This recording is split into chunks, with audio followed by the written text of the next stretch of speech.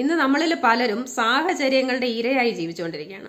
നമ്മൾ മനസ്സിലാക്കേണ്ട ഒരു കാര്യം, നമ്മുടെ ജീവിതത്തിൽ സംഭവിക്കുന്ന കാര്യങ്ങളിൽ നമുക്ക് യാതൊരു നിയന്ത്രണവുമില്ല. പക്ഷെ ആ സാഹചര്യങ്ങളിൽ നമ്മൾ എങ്ങനെ പെരുമാറണം എന്നുള്ളത് പൂർണ്ണമായും നമ്മുടെ നിയന്ത്രണത്തിലുള്ള കാര്യമാണ്. അത് പലപ്പോഴും നമ്മൾ മറന്നു പോകുന്നു എന്നുള്ളതാണ് നമ്മുടെ പ്രധാന പ്രശ്നം. ഒരു ഉദാഹരണത്തിന്, സ്കൂളിലേക്കോ കോളേജിലേക്കോ ഓഫീസിലേക്കോ ഒക്കെ എത്താൻ നമ്മൾ വൈകിയത് ട്രാഫിക് കാരണമാണ് എന്ന് നമ്മൾ പറയുകയാണെങ്കിൽ, നമ്മൾ അവിടെ സമയത്തെത്തണമെങ്കിൽ എന്ത് സംഭവിക്കണം? ട്രാഫിക് ഇല്ലാതാവണം.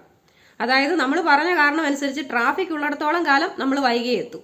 അതുപോലെ മറ്റൊരു ഉദാഹരണമാണ്, കുട്ടികൾ സാധാരണയായിട്ട് പറയുന്ന ഒരു കാര്യം, അവർക്ക് പരീക്ഷ ബുദ്ധിമുട്ടായത് ക്വസ്റ്റ്യൻസ് ഭയങ്കര ടഫായിരുന്നത് കൊണ്ടാണെന്ന്. അങ്ങനെയാണെങ്കിൽ പരീക്ഷ എളുപ്പമാകണമെങ്കിൽ എന്ത് സംഭവിക്കണം? നമ്മൾ പഠിച്ച ഭാഗത്തു നിന്നുള്ള ചോദ്യങ്ങൾ മാത്രമേ പരീക്ഷയ്ക്ക് വരാൻ പാടുള്ളൂ, അല്ലേ?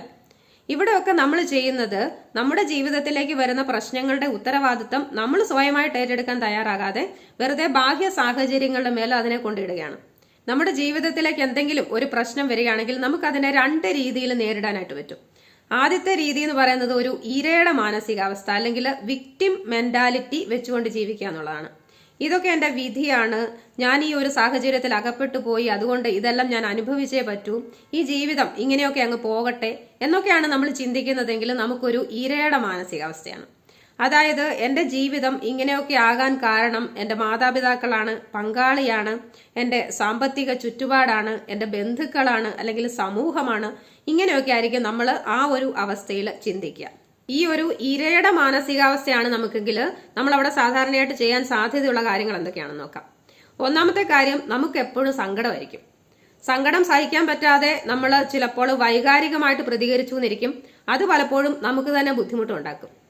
കാരണം അവിടെ എല്ലാം അനുഭവിക്കുന്നത് നമ്മളായിരിക്കും. ഇങ്ങനെ പ്രതികരിച്ചതിന്റെ പേരിൽ എല്ലാ പ്രശ്നങ്ങളുടെ ഉത്തരവാദിത്തം അവസാനം വന്ന് വീഴുന്നതും നമ്മുടെ തലയിലായിരിക്കും. രണ്ടാമത്തെ കാര്യം, നമ്മുടെ അഭിപ്രായത്തിൽ എല്ലാ പ്രശ്നങ്ങളുടെയും കാരണം മറ്റാരെങ്കിലും ഒക്കെ ആയിരിക്കും. മൂന്നാമത്തെ കാര്യം, നമ്മുടെ ജീവിതത്തിൽ സംഭവിച്ച എല്ലാ കാര്യങ്ങളെ പറ്റിയും നമുക്ക് എപ്പോഴും പരാതിയായിരിക്കും.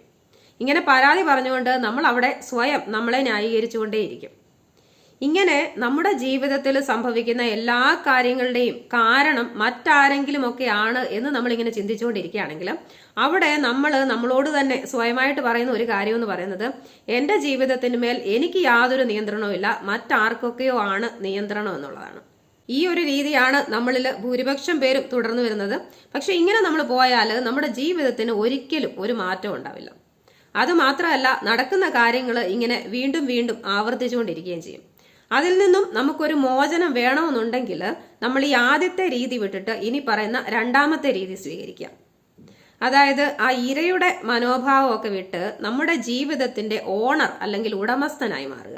ഇങ്ങനെ ഒരു മാനസികാവസ്ഥയിലേക്ക് നമുക്ക് എത്താൻ കഴിഞ്ഞാൽ അവിടെ നമ്മൾ എങ്ങനെയായിരിക്കും പെരുമാറുന്നതെന്ന് നോക്കാം. നമ്മുടെ ജീവിതത്തിന്റെ ഉത്തരവാദിത്തം നമ്മൾ സ്വയമായിട്ട് അങ്ങേറ്റെടുക്കും. അവിടെ കുറ്റപ്പെടുത്താനായിട്ട് മറ്റുള്ള ആളുകളെ ഒന്നും അന്വേഷിച്ച് നമ്മൾ നടക്കില്ല. അതുകൊണ്ട് തന്നെ നമ്മുടെ മനസ്സ് സ്വസ്ഥമായിരിക്കും.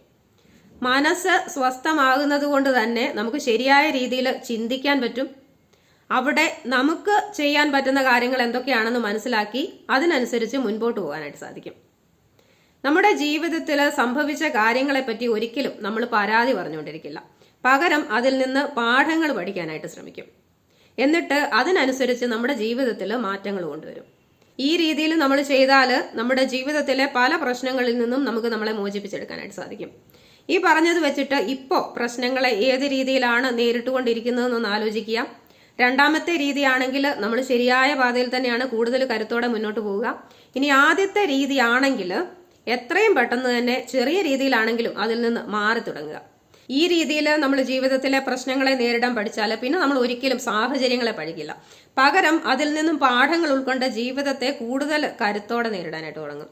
ഈ പറഞ്ഞതിന്റെ ഒക്കെ അടിസ്ഥാനത്തിൽ ജീവിതത്തിൽ എന്തെങ്കിലും മാറ്റങ്ങൾ കൊണ്ടുവരണമെന്നുണ്ടെങ്കിൽ അത് കൊണ്ടുവരാനായിട്ട് ശ്രമിക്കുക. സന്തോഷത്തോടെ ജീവിക്കുക. എല്ലാത്തിലും ഉപരിയായി സ്വന്തം ജീവിതത്തിന്റെ നിയന്ത്രണം ഏറ്റെടുക്കുക. എല്ലാവർക്കും വിജയാശംസകൾ. എല്ലാവരെയും ദൈവസമൃദ്ധിയായി അനുഗ്രഹിക്കട്ടെ.